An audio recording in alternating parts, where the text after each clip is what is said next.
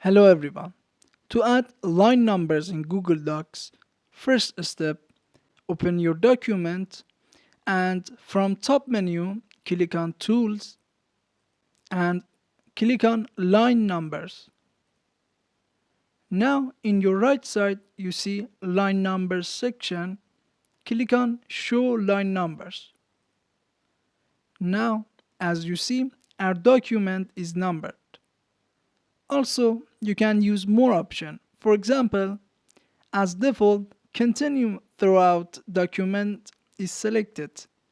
And if you click on restart on each page, as you see, we separate numbering from first page and second page. Also, third page and more.